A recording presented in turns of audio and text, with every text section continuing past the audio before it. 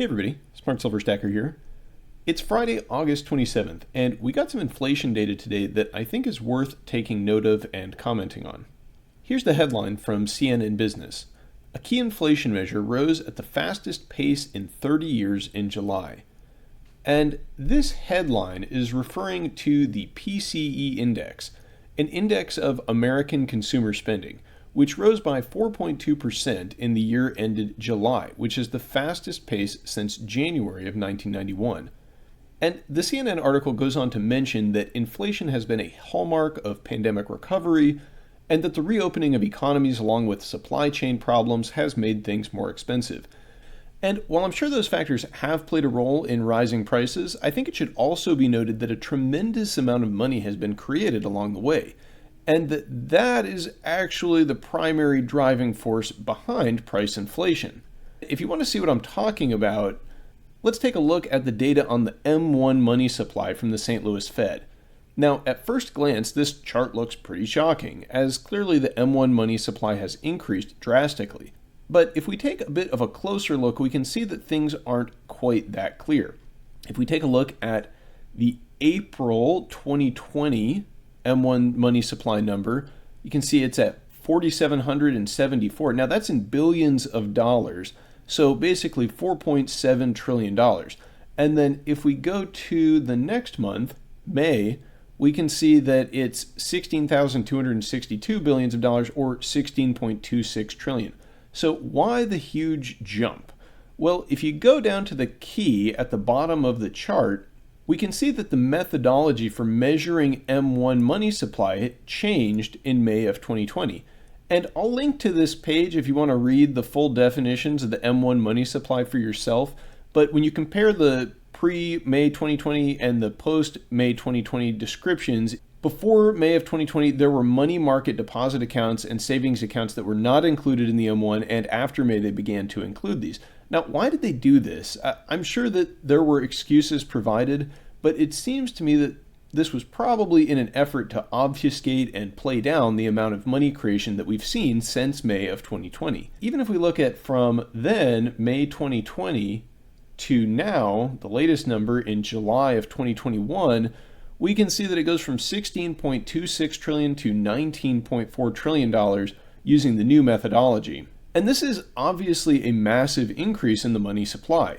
And this is bound to result in higher prices. In fact, it's going to result in much higher prices, and I suspect we haven't really seen anything yet. Real quick, if you're enjoying this video, please give it a quick thumbs up and let me know what you think in the comments below. As far as what the Fed is saying now, Chairman Powell recently suggested that the Fed may begin cutting back on the $120 billion worth of Treasury and mortgage-backed securities that it has been purchasing every month since the height of the crisis.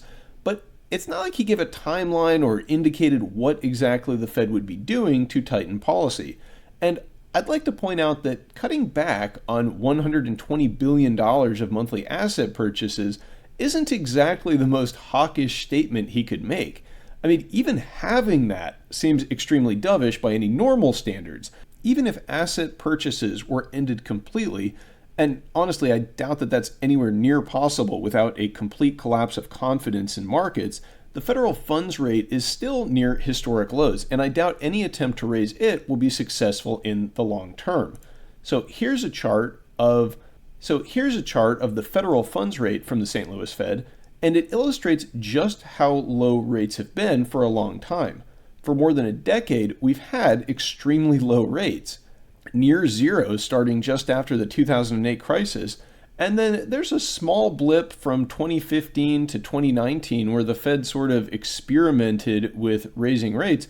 But when markets started to react poorly to that, rates had to be cut, and it was in October of 2019 that the overnight repo market liquidity started to dry up and the Fed had to intervene there.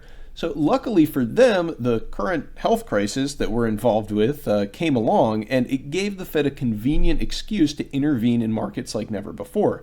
But now we are thoroughly hooked on the easy money from Fed intervention.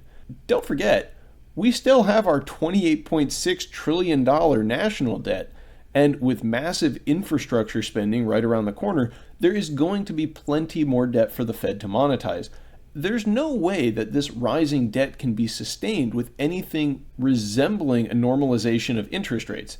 So whatever token gesture the Fed makes towards tapering or tightening or fighting inflation, it's almost guaranteed to be short-lived, as any meaningful move in that direction will cause markets to violently react to the downside.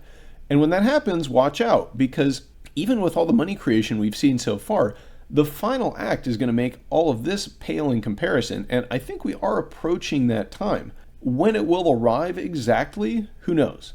But in the meantime, we should all be thankful that we still have the opportunity to pick up hard assets like gold and silver, and also to get prepared for what will almost certainly be a tumultuous time. Because when the mainstream investor realizes that the Fed has lost control of the situation, and that the dollar has been abused beyond its capacity to withstand inflationary pressure, there is going to be a rush into safety. And during inflation, precious metals are truly the ultimate safety. So keep stacking, everyone. Thank you all very much for watching. Don't forget to like, comment, and subscribe. And if you enjoyed this video, then check out my hyperinflation playlist right here. I will catch you next time. Smart Silver Stacker out.